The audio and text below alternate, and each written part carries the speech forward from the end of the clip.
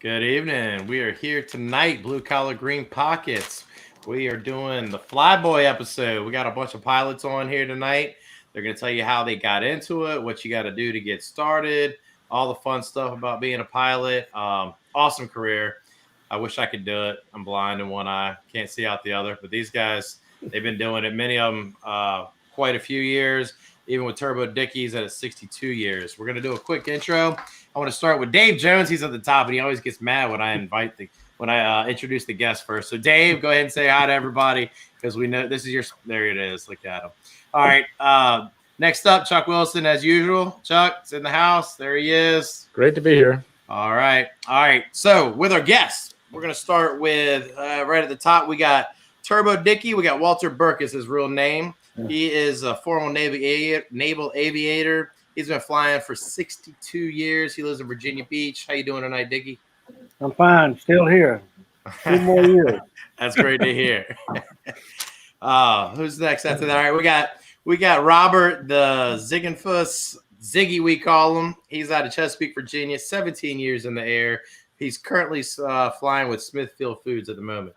How you doing, Zig? Great. Thanks for having me. Excellent. We're glad you were able to join us tonight.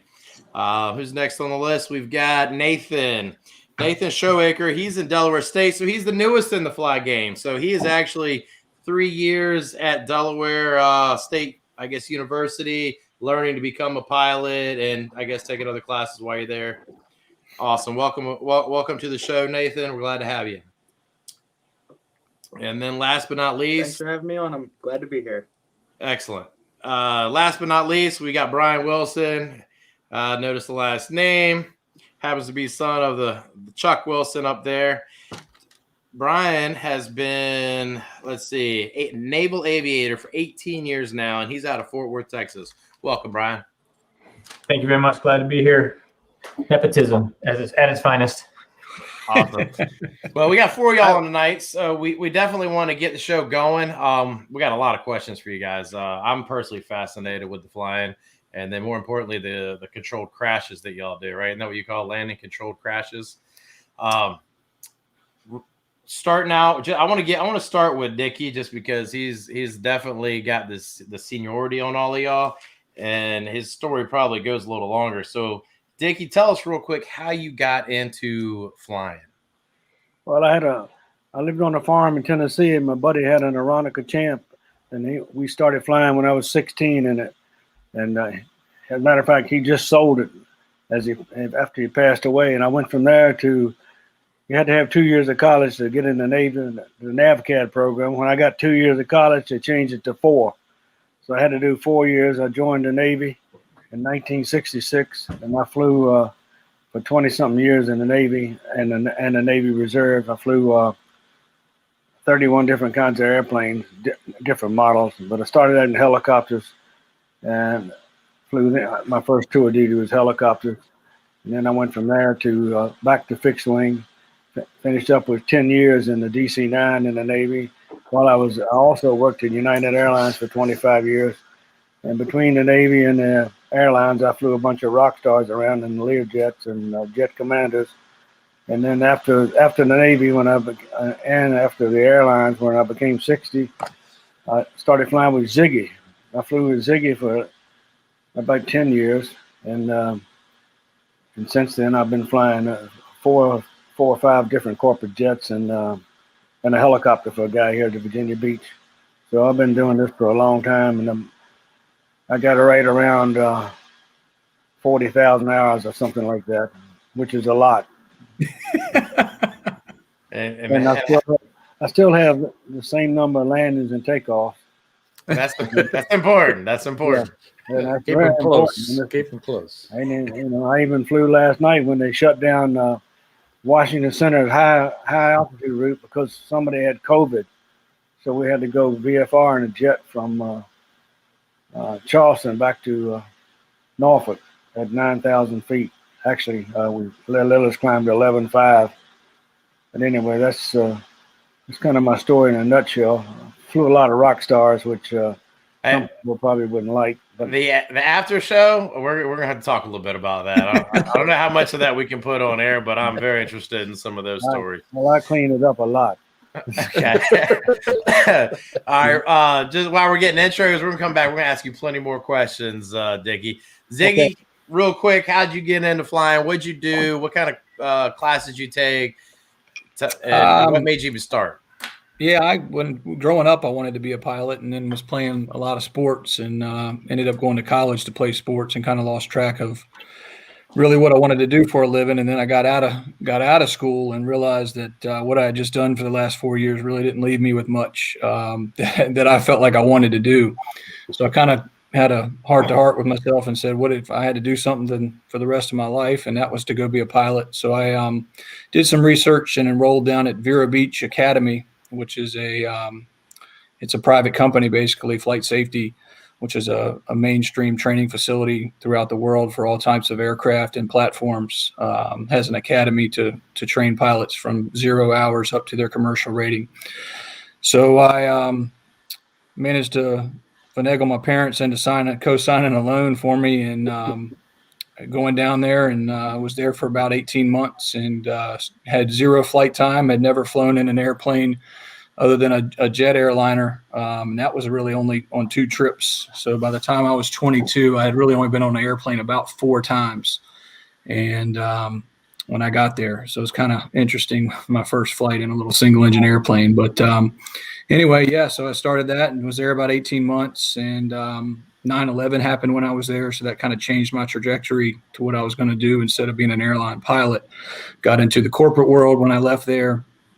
And been flying corporate jets ever since. So during that time, I actually also got my commercial helicopter rating, and I've been flying helicopters now also for about 12 years. So it's kind of where I sit now. That's awesome. I appreciate that. All right. Next on the list, we got Nathan. Nathan, tell us what's going on with you in the flying right now, because I know you're the youngest. You're just getting into it. Yes, sir. So I kind of started off in high school, just took a little discovery flight out of Ocean City, Maryland. Really fell in love with it. Waited till I was 17 so I could start working towards my my private pilot license.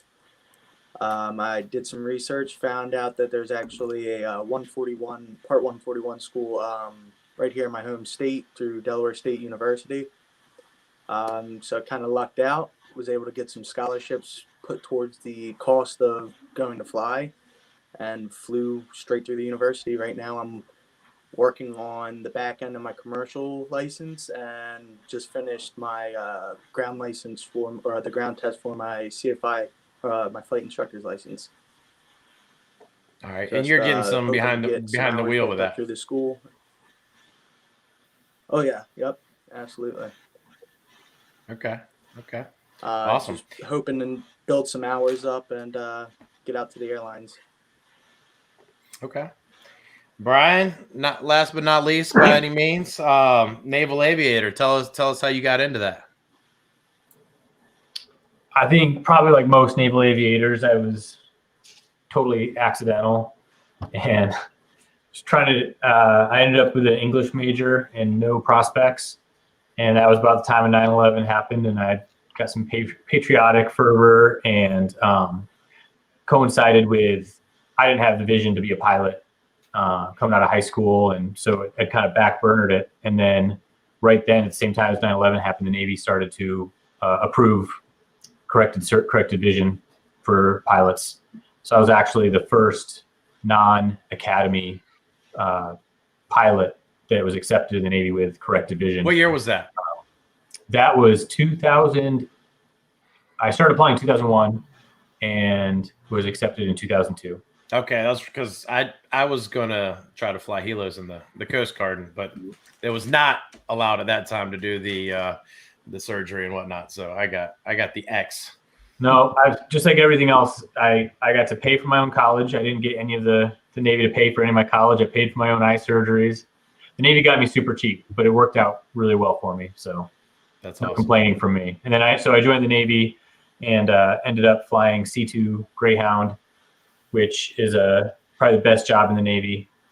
Bring people and parts out onto the aircraft carrier, and then you get to leave and go back to the beach. And I flew my share of rock stars as well as a turbodickie, none of which I can talk about.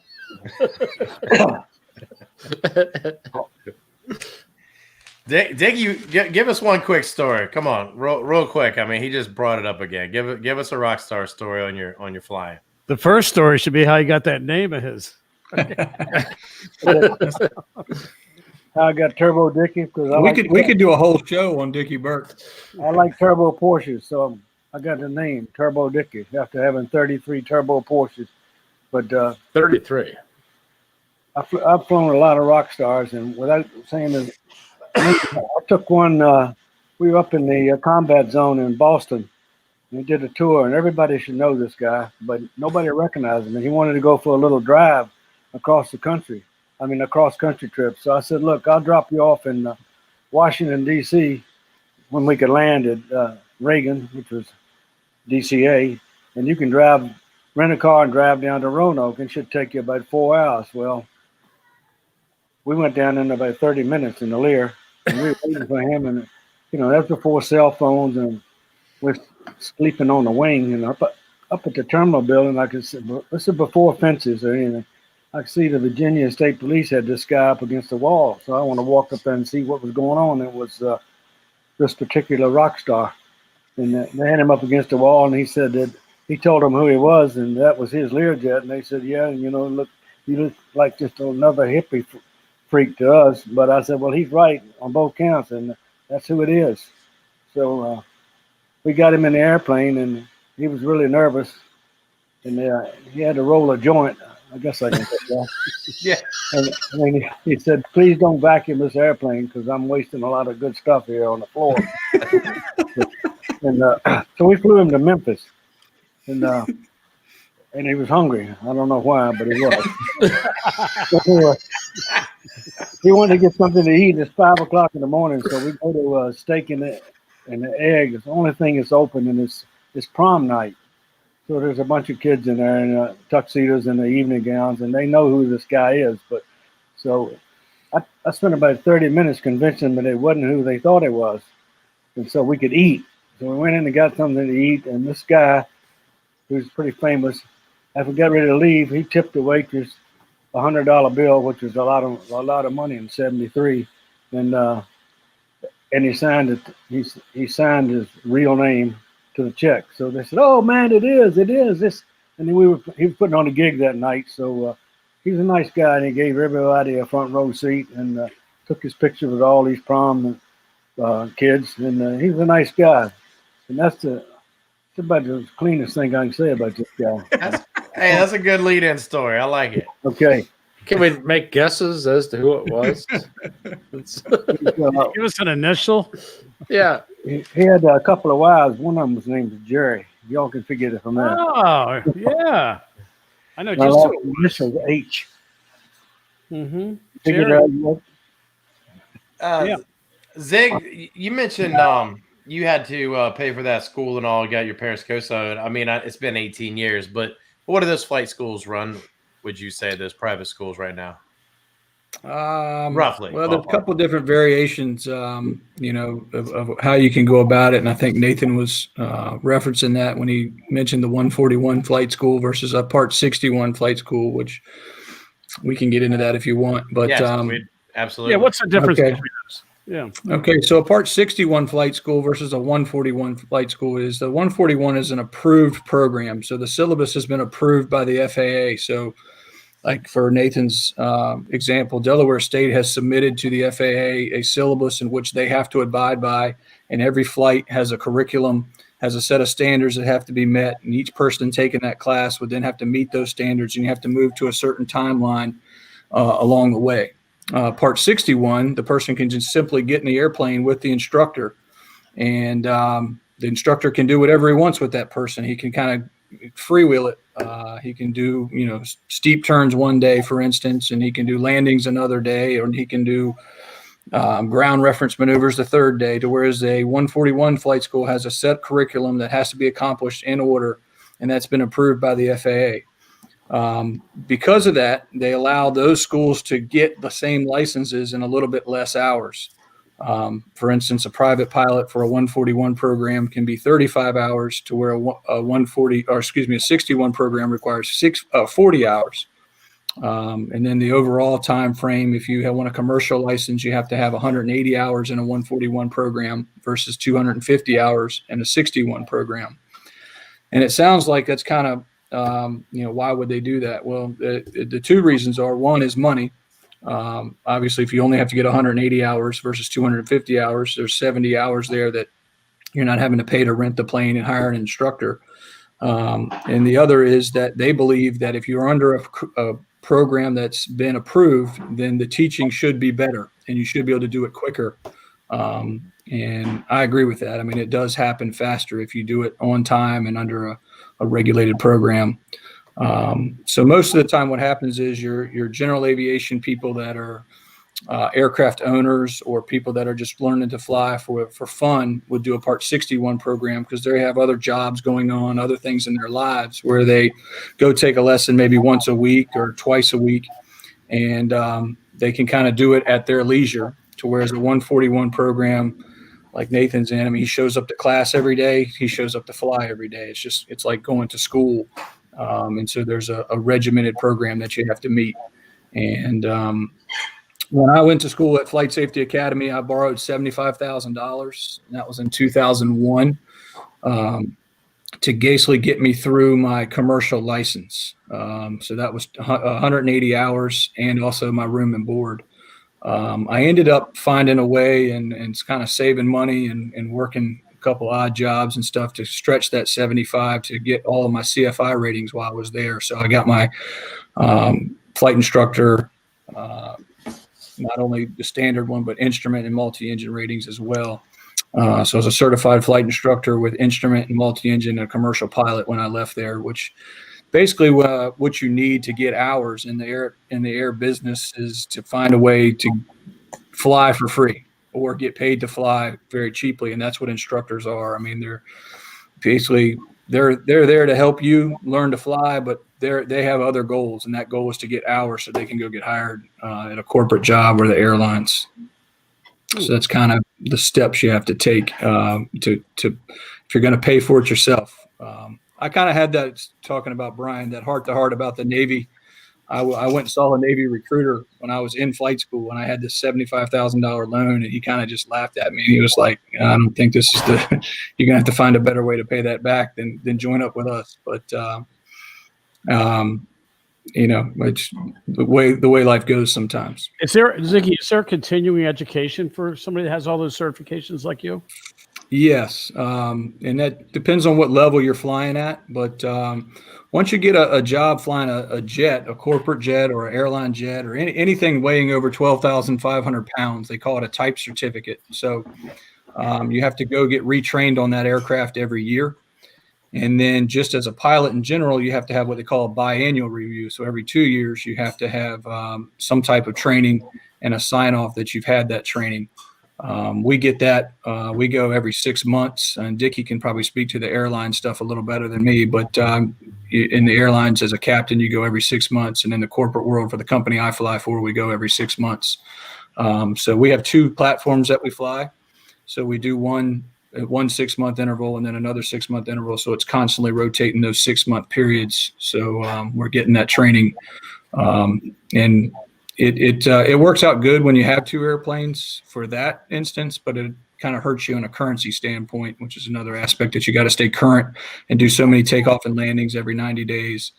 And sometimes you get behind on that because you're flying one airplane that month or whatever, and you haven't done any landings in the next month, and then a flight comes up. So you're kind of catching up, but those are the old corporate world problems. But in for the overall stance, every year you have a recurrent training and then biannual training for just a standard private pilot. Well, Zig, that was very informative. But let me go to the next questions. I was.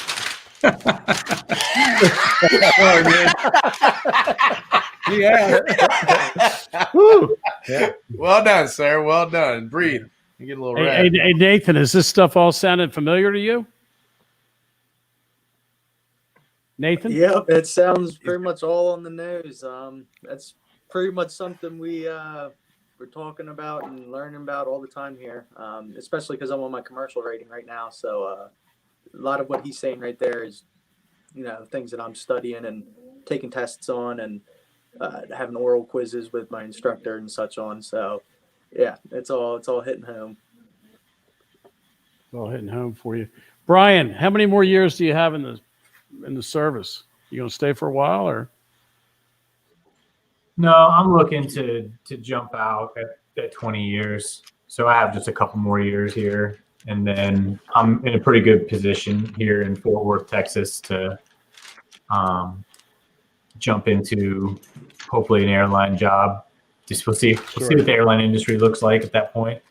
But I have a 737 type rating and about 1,500 hours in 737, and been at pilot command of that, which is kind of unique to military, where you can do that kind of stuff much earlier than you could on the civilian side of flying, of signing for airplanes and being essentially the captain as opposed to the first officer. Yeah, I kind of lost my train of thought there. Retiring when you were going to retire. Yeah, I'll be retiring, and at 20 years is the plan right now. You in a VR squadron? So I am. Well, I'm at the wing that runs all the VR squadrons now. Right. So I was at the VR squadron there in Virginia Beach back a few years ago. VR 56? That's it. That's the one. Me too, 10 years. Oh, really? Yeah. What years were you there? 75 to 85. I was a plank owner. I just missed you. Yeah. by quite a bit. Brian, I think one of the most interesting stories is, don't you like sleep in the same bed your dad slept in, or have the same desk or something when he was in the Navy out there? Oh, yeah. I ended up in Chicago. Maybe it was in Chicago or something. Near Chicago. It's in Rock Island, Illinois. I ended up running a reserve center there. It was the same reserve center that he had run when I was in high school. And just by dumb chance, ended up getting slated there out of a list of, first of all, I had no intention of doing that job, running a reserve center, and then just kind of worked out to do it.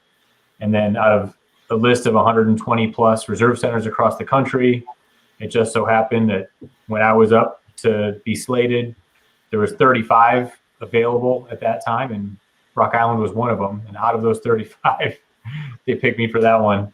So I didn't request it. I didn't try to get it, but it ended up being really cool. I really like that area. I'm a big Iowa Hawkeye fan. From living there. You flew Hawkeyes because you're a Hawkeye fan. Yeah, well, flew Greyhounds, but I knew a lot of people that flew Hawkeyes. And you were a COD driver. I was a COD driver, yep. Best job in the Navy. It is. That's true. Well, he finally cleaned out my desk from when I had been there. So yeah, it had been 20 years since you had been there, and I was finding paperwork from when he was there in the desk drawers. All those books he never finished. Yeah. Hey Ziggy, if you had and you probably have already done this anyway, but if you were talking to like somebody in high school, remember you had that dream of flying and then you went to be a college athlete or something, it sounds like, and got waylaid a little bit, got back on your path. But if you had somebody you were talking to in high school, maybe a little bit younger than Nathan, what would be your path? Like looking back now, what would be the road that you would tell them to go down? Well, it's funny. The aviation landscape changes, and we just saw that with COVID and how much the industry can be affected by finances with the airlines. But the immediate thing I would tell a young person somewhere in the ages of 16 to 18 is get out there and try to find a way to get your private license. It can just move you along so much faster if you have just that little bit of aviation terminology and background behind you when you go to start trying to learn the bigger stuff. It's just a simple thing like talking on the radio. If you know how to do that prior to taking any aviation class or going on any other further training, it makes the training so much easier because you've eliminated that aspect of trying to learn. It's a very intimidating thing to people to talk on the radio. And if you already know how to do that, it's so much easier to concentrate on what that instructor's teaching you. It'll save you money and time by knowing how to do that. So I would definitely encourage anybody under the age of 18 to find a way to get their private license prior to doing anything else. If anything, it'll tell you if you like flying or not. Some people do it and they hate it and they're like, this isn't for me. But that would be my first thing I would tell them is if they can find a way before they graduate high school to have their private license, that's the best step to take. That'll help you in the military too, a lot. Yeah. Absolutely. Yeah, I got a little fan club tonight. Bubba's giving love tonight. Hey, you got a lot of love there. Bubba, man. Bubba was on us for the mortgage broker.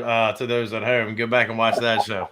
Hey, Brian, did you come right out of high school into the Navy? I didn't catch her. Did you go to school first, or what happened there? Yeah, no, I went to school first. I went to University of Iowa. I had dreams of being a film student or something silly, and wasted a lot of money in non-productive ways, and then decided at the last minute to maybe throw my hat in the ring and try this aviation thing.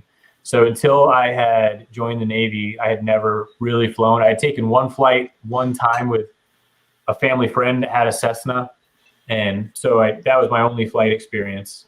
So I definitely would also recommend what Ziggy is saying is if you're interested in flying, the only thing you can really do is go do it and see if you're truly interested in it, because there's no I don't think it necessarily is the way people expect it to be. There's a lot to it. Talking on the radio is difficult.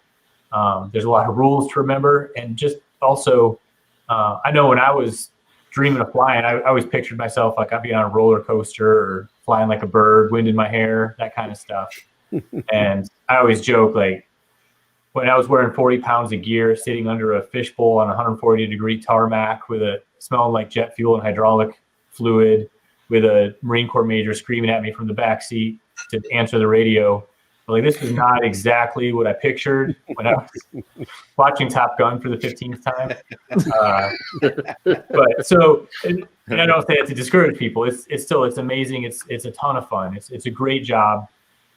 There's nothing quite like it, but it's not for everybody. So I would say before you take out a massive loan and enroll in a college and start down that path, I would definitely go to the local airport, go to the FBO, go find the local flying center and just, drop $300 on a flight lesson and see if you can keep your lunch down while you're flying. It might not be for you at all. So I would definitely do that to begin with and just get some experience with it. It might give you the bug, because a lot of people, once they've done it once, that's the only thing I want to do. Other people say that was a cheap way to learn that this is not something for me. So yeah, that'd be my recommendation as well. Dickie, I have a feeling you haven't worked a day in your life. Honest to God, I think you've liked every day. You've probably gotten in an airplane and flown, correct? That's correct. Every night to Saturday night. There you go.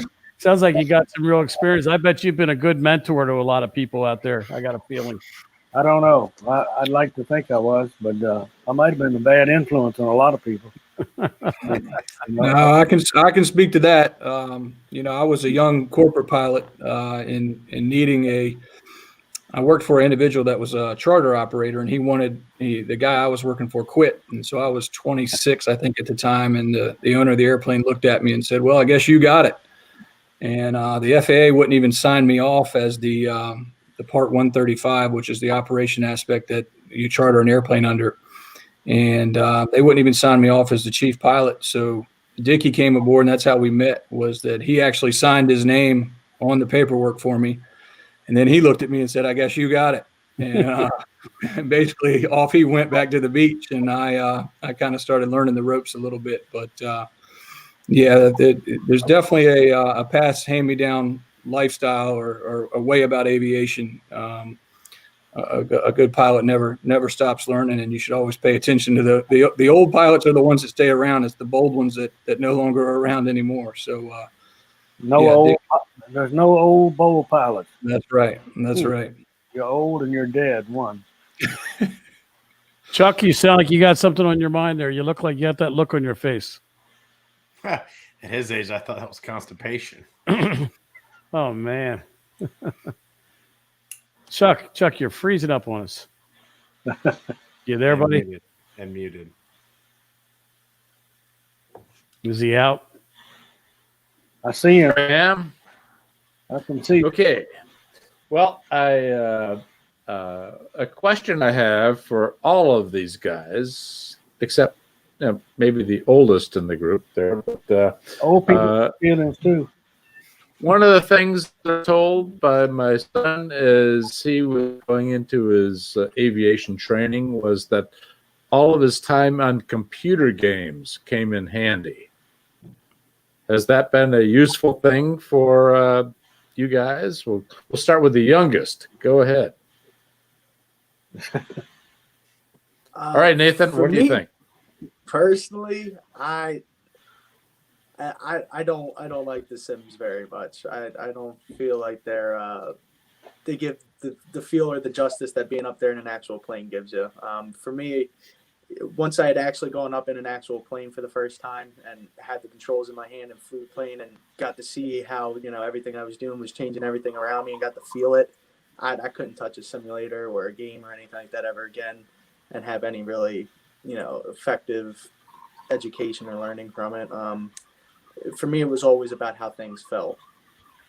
So I would have to go for no. That did not really help progress me along too much. Well, that wasn't the answer I was looking for. So we're going to move on to Ziggy. I'll be honest. I was just trying to get you to buy me a Nintendo.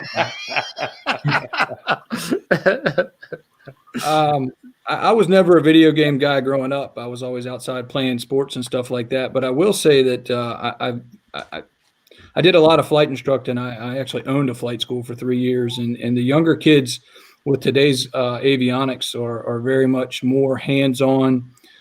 They have the video game look to them compared to previous generation avionics. And they can definitely go through the buttonology better than someone that didn't have that experience.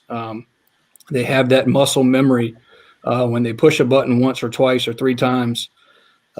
They've done that before, so they catch on much faster than someone that hasn't had that experience. Just because of age. And so I would think that the avionics lends itself to the person that has a little bit of that background.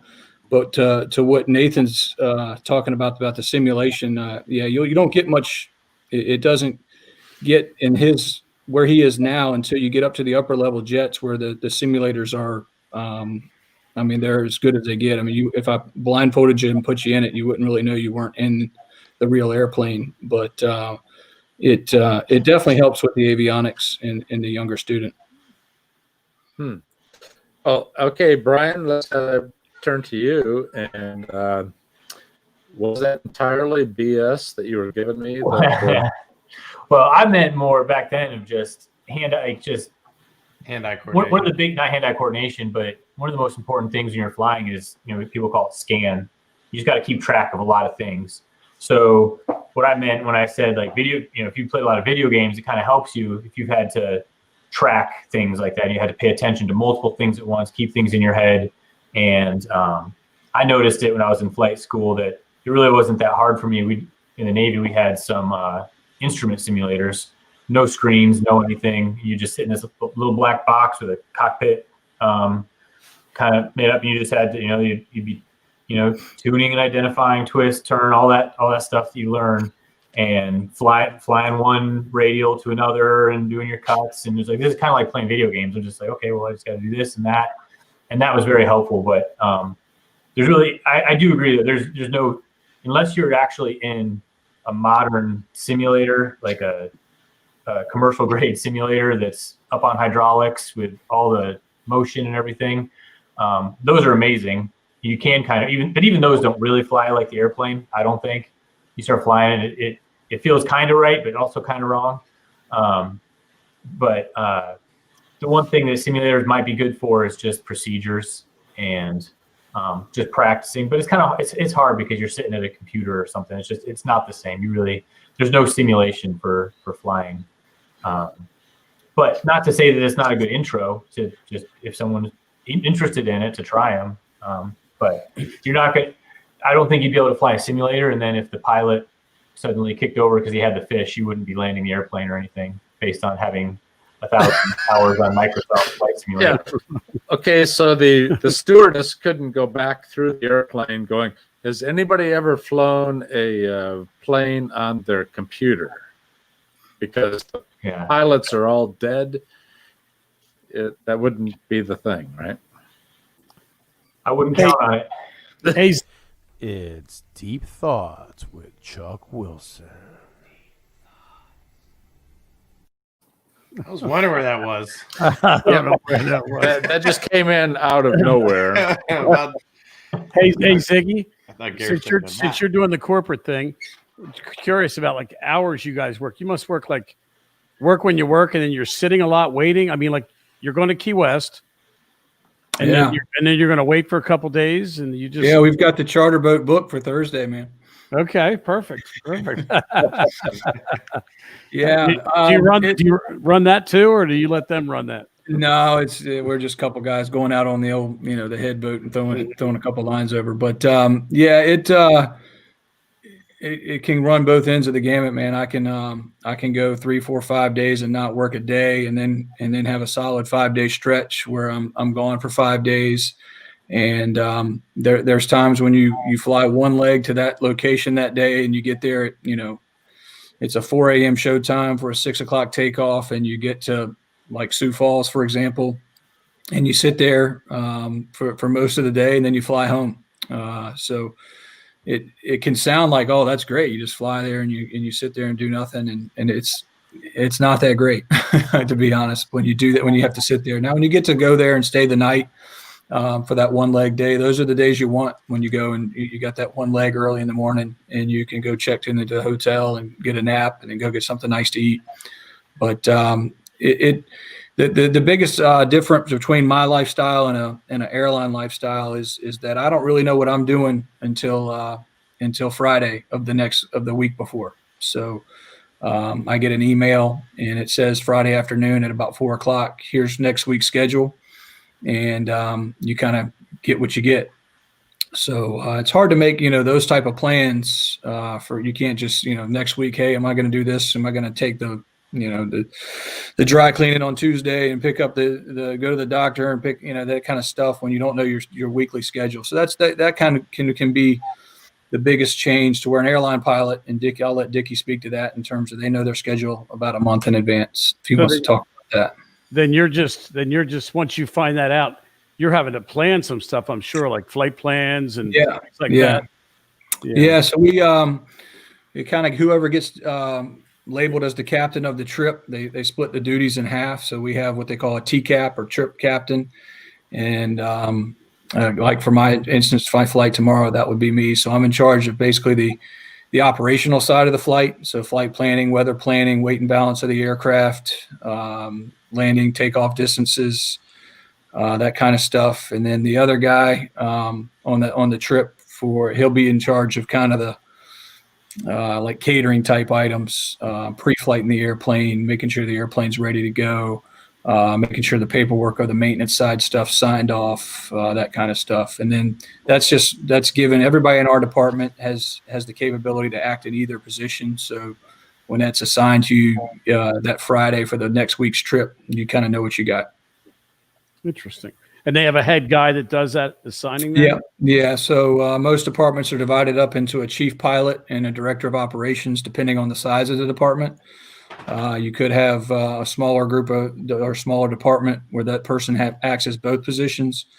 In our department, we do have 2 separate positions, and then we also have a director of maintenance that takes care of the airplanes. And it's really good to have 3 different hats like that, because you kind of get 3 different points of view, and everybody gets to kind of pitch their idea for all the things that have to do with maintenance or scheduling or training, anything like that. So whereas my previous job, my previous world, when I was working for the private individual, I was the only guy. I did it all. I was the chief pilot, director of operations, director of maintenance, scheduler, mop the floor, do the finances, paperwork, billing, invoicing, hangar maintenance. And I can run the gamut. So, and I don't want to take up too much time talking about it, but yeah, I'll just stop there. That's a lot different from an airline pilot. Yeah, Dickie, talk about the airline pilot life. Yeah, Tell us about that, rundown. Dickie. Turbo Well, Dickie. in the airline industry, you're basically a pilot, and the dispatch gives you the weight and balance to tell you who's sitting where, what animals, and what hole. They take care of the fuel, and they take care of the weather. They take care of everything. If you're in your seat when it's ready to push back, that's about all you really need to know. And the corporate world, like Ziggy said, you got to do everything. You got to load bags, fuel the airplane, check the weather, weight and balance, pre-flight the airplane. There's no mechanic walking around for you. It's a big job.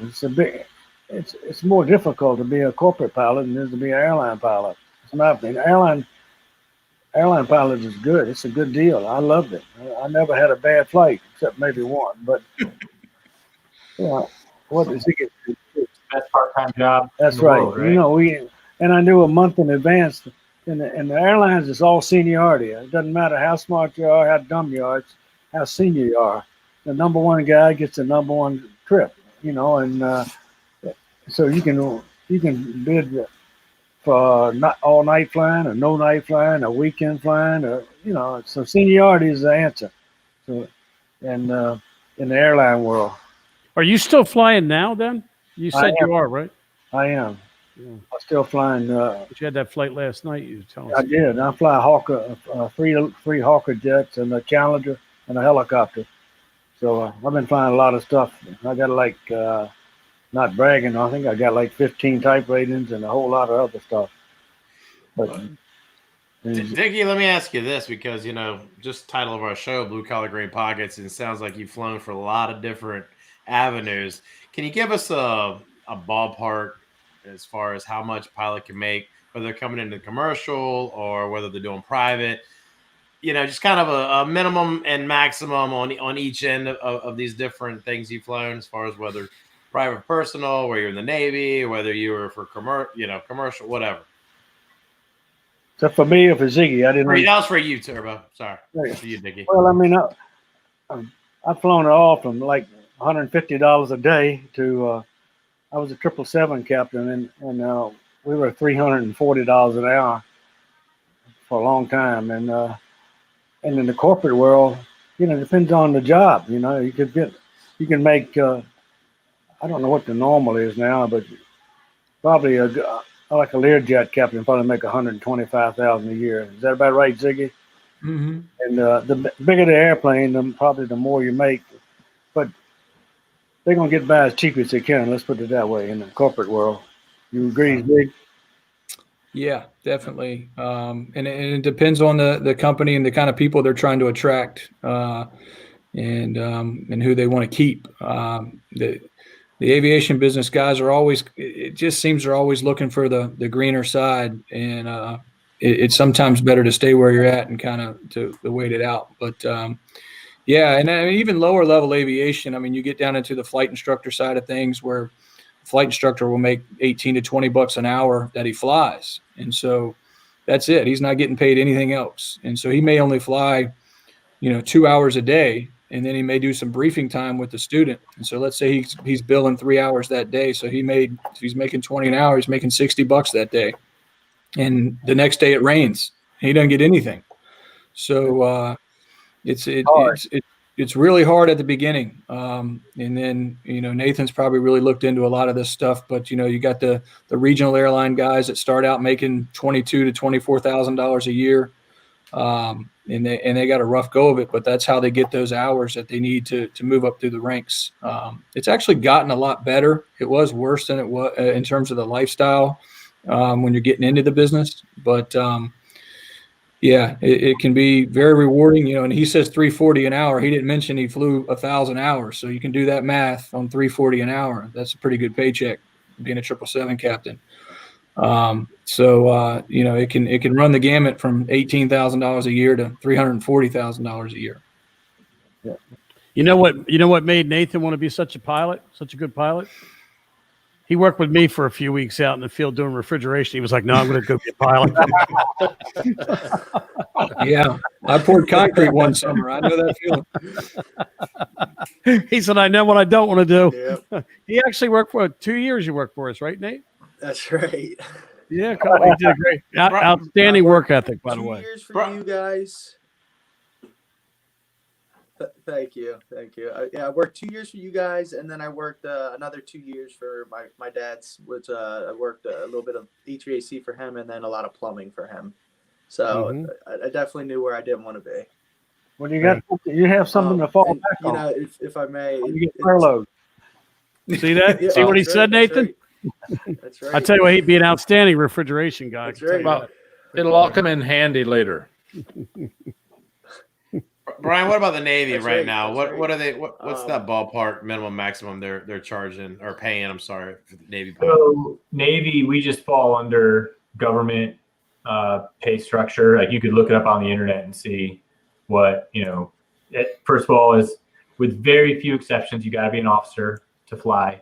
There are some chief warrants that can fly. So officers, they start at like what, 45, 50 or something? Yeah, I'd have to look, but like an 01, it depends how many years you have in. If you've been prior enlisted, you might make a little bit more coming in as an officer. But it's not a lot. I would say it's not. It's better than probably coming in on if you just went straight like what Nathan's trying to do right now.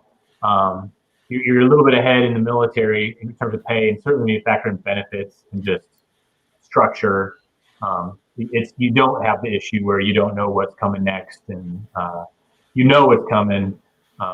It's very much more structured, and it does set you up. I mean, obviously, a lot of commercial airline pilots are former military, a whole bunch, and you get the advantage of being able to jump in after your career. Just jump right into a major carrier. And connections, right? And that's the other part of it is because there are so many military pilots that are commercial airline pilots. A lot of what goes on in aviation is not so much what you know, it's who you know, just like a lot of other industries. And you're going to need good recommendations, and you're going to need somebody, the saying, it's easier to pull a rope than push a rope. You need somebody to kind of pull you in to a good deal. And when you're one of 1,000 people applying to a position, it's good that there's people that are looking at your resumes. Somebody that they're talking to knows you personally. So, yeah, I flew with him, and we were in this squadron together. He's a good guy. You should give him a shot, kind of thing. Otherwise, you're just a name on a sheet, and it can be really hard to break in to on the commercial side. And then I don't have any experience in the corporate side, so it's interesting to hear some of what Ziggy's saying. But certainly on the military route, you do end up in the military, so turbodickie knows it's not. You're an officer in the military as well as being a pilot, so it's kind of a lot. I mean, you fly and you do everything with flying, flight planning, all of that. So you're kind of like a corporate pilot in that way, where you're responsible for everything. And I don't know how much international flying you've done, Ziggy, if you've done any of that. But there's a lot of stuff, getting clearances. There's an unbelievable amount of detail stuff being a pilot that has nothing to do with, a yoke and or a collective or whatever it is you happen to be flying. Yeah. There's just an unbelievable amount of paperwork and details and policies you've got to know, rules you've got to know. So there's a lot of that. And then on top of that, in the military, you're in the military too. So you're doing your military job. You might be running a shop. You might be running a maintenance department. You might be running administrative departments and doing all the military stuff that you got to do on top of it. So it can be interesting. Sometimes, it's always fun in the military. We love going flying. So least then for a little while, they can't bother us with our other job. So there's different paths for sure. And I think there's advantages and disadvantages to each. But what about female pilots in the Navy right now? Are y'all getting more? Yeah, it's certainly picked up a lot over, I mean, even since I've been in, a lot more. And there's points of emphasis on it. There's I always laugh. There's a Women in Aviation conference that goes on every year, and it's a lot of guys have kind of figured out that's a great networking opportunity. So if you ever go to the Women's Aviation conference, it's 90% dudes trying to get their resumes in front of FedEx or somebody. Do they call that tail hook? What's that, turbodickie? They call that tail hook now? Yeah, no more tail hook's a little different. I shouldn't have said that.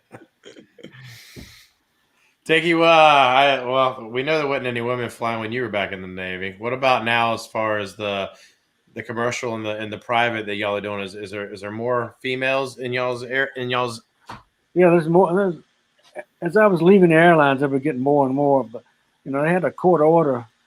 I worked for United Airlines, and I think they had a court order that they had to hire a certain number of females and minorities. And I thought you were going to say you got a court order because there was some females. They almost gave me one. But I don't think you should hire people on the court order. I think you should hire people for how they fly. I agree. And I mean, we'd get somebody in the cockpit, and it was a little shaky.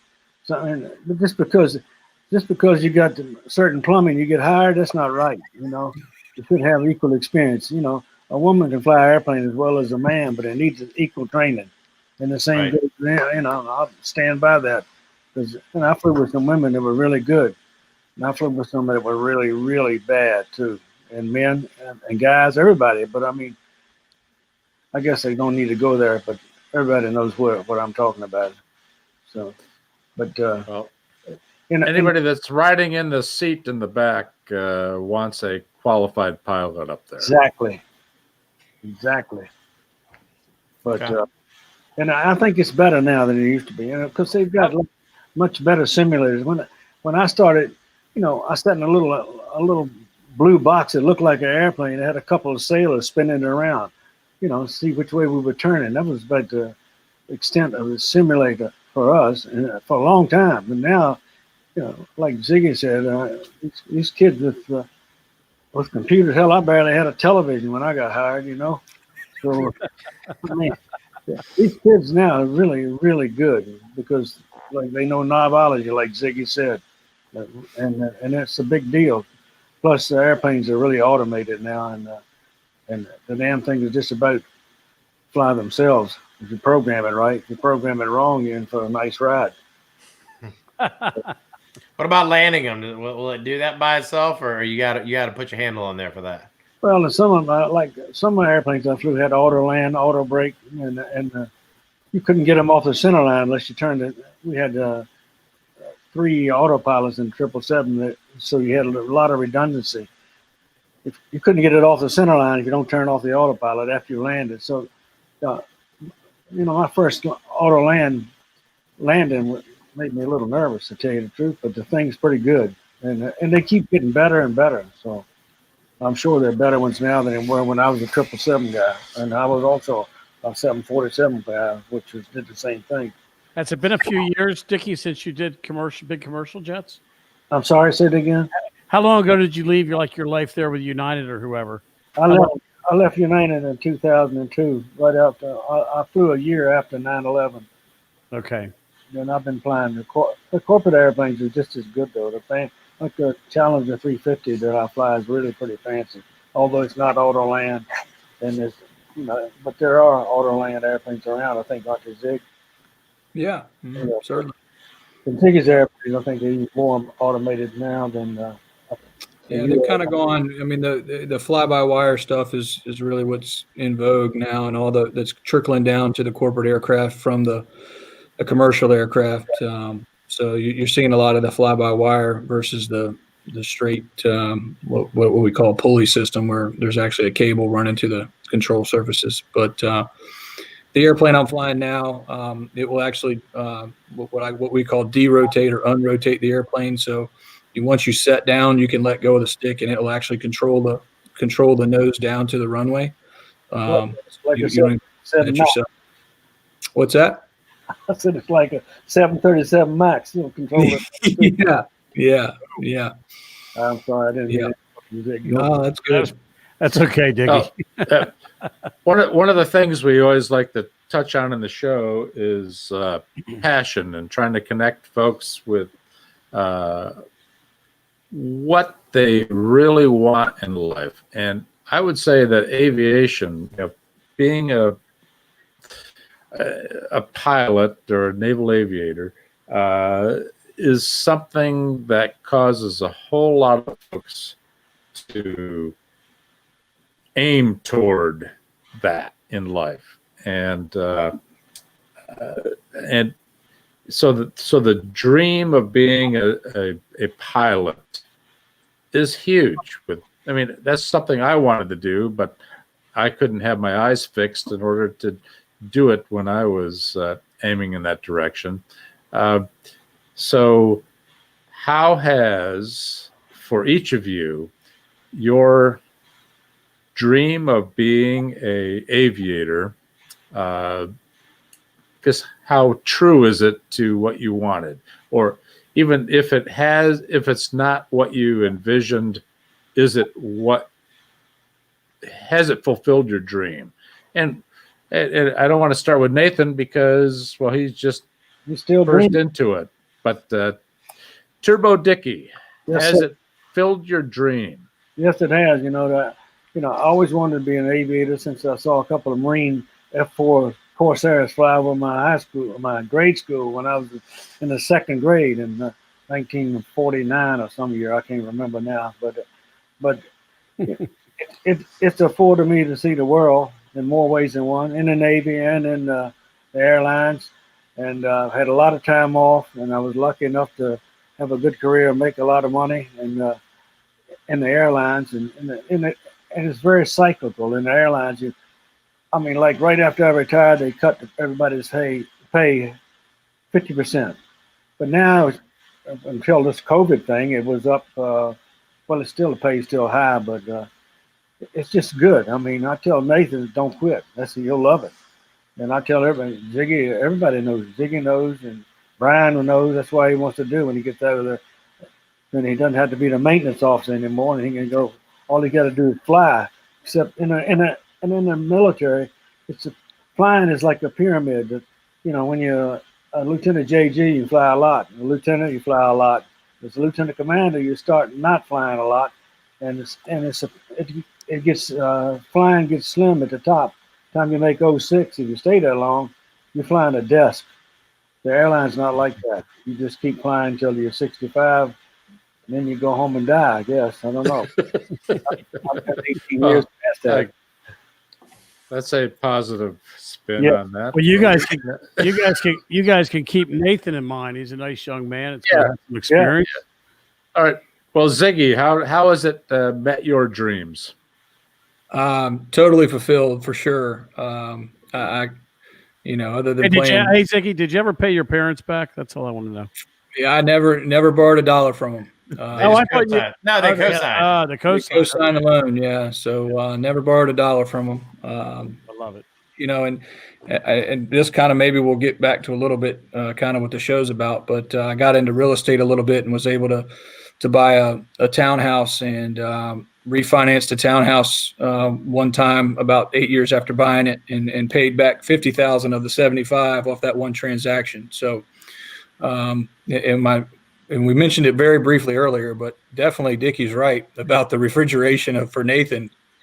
There's nothing better in aviation than a fallback. So make sure you got something in your back pocket. But totally fulfilled. There's no better job. You get to travel.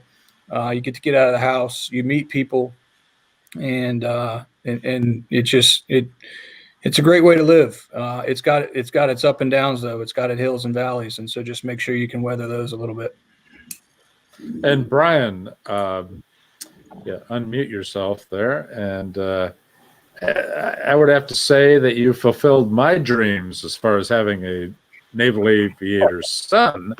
I've been able to travel the world a bit and with you and go to places that unimaginable. I mean, to go to Italy, to Japan, to Iwo Jima. We went to Iwo Jima, which so few people have ever done, and biked around the island, and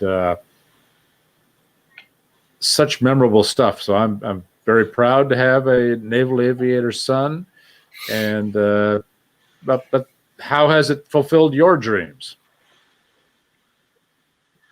Yeah, I mean, it's been, I joined, the only thing I really wanted to do was land on aircraft carriers. That was always my dream. That's why I joined the Navy, and I got to do that. And it was just really, really cool. Probably one of the coolest things you can do. And you get to have a proud dad. That's a bonus, but yeah, you can see the world, and it's a great career for just being able to blossom. I mean, you meet interesting people, you meet important people. You do travel a lot, whether you're in the military or not. I mean, the world gets really small when you're in an airplane, which is something that was always really magical to me.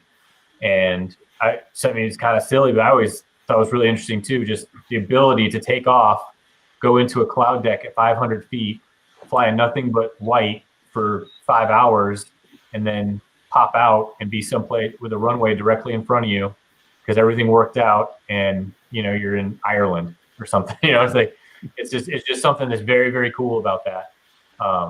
And so there's a lot of aspects of it where it's a grind and it's hard, but there are a lot of very cool moments that can make it worth it. What Brian said, military gives you a camaraderie with guys that you don't get in the airlines, because you may not fly with the same guy but once in your entire career. Where Brian, he flies with the same guys over and over, and you build a camaraderie. And he goes to the airlines. He won't remember the airline pilots, but he'll remember the Navy pilots. And that was the way it was with me. I remember the guys I flew with in the Navy, but the ones I was in the airlines, you don't remember because you don't build that camaraderie. I think he'd agree with the camaraderie part. Right. Yeah. I don't think there's very few situations I think that are like a ready room whether it's Navy, Air Force, whatever. A ready room is it's a unique experience, and the camaraderie is very, very cool. And it's so important later. I mean, and not just in aviation, but really probably in any endeavor. Like we said before, it's not what you know, it's who you know. I mean, you got to know stuff too, but there's very few things you can do that will build a network more so than being a part of a ready room like that. And guys that you can call, have not spoken to them for 10 years, you can call them up and pick up like you just talked to them yesterday. That's right. Well, let's we're kind of out of time here, and Nathan, I mean, you're right on the front end of all this. How has the show affected you tonight, and what do you think it might have adjusted your dreams, or what are your dreams? So for me, especially hearing from Ziggy here, I'd actually like to learn a little bit more about the corporate, because I've never really gotten to sit down and talk to somebody about the corporate side of flying. Some of it actually sounds pretty cool and interesting as a possible career to pursue. Being at the school that I'm at, a lot of airlines have their hands, just trying to pull everybody out of the school as quick as they can. So we get a lot of commercial airliners and all their information kind of shoved down our throat. I think it was really cool to hear about the corporate side of it. I think it might be interesting to, like I said, learn a little bit more. Overall, I'm really looking forward to my future career. Hearing from all these guys here, it sounds like it's going to be a heck of a life. Well, thank you, Nathan. Back to you, Jeb. All right. Well, we are 5 minutes past the hour. I just wanted to thank everybody for coming on tonight. Everybody at home, if you got any questions, I'm sure any of these gentlemen will be happy to answer them. If you can reach out to us, we get you in contact with any of them. Goes for you too, Nathan. You want to have a side chat with Ziggy or Dickie or Brian, anybody? They'd be happy to probably talk to you, I'm sure. Flying, I love it. It's awesome. You can't get anywhere cool without an airplane. So you guys got my respect. Jeb, I was going to say, I don't think we could have had 4 better people from 4 different areas. Like all these industries that we do always have all these different sectors within the subculture of the industry. So you say pilot, well, you could be a crop duster, you could be a corporate, you could be a Navy, you could be an Air Force. I mean, but you all have the one thing in common. You got 2 wings and an engine, right? So, 2 inches or more. Yeah, or 2 or more. And hopefully they're both working. But I want to thank you guys for coming on. You were very informative. I enjoyed listening to all of you, and I learned a lot listening to you, and I really, really appreciate it. And that is it. On that note, we'll see everybody next week. Same time, same place. Blue Collar Green Pockets. Tuesdays at 8 o'clock.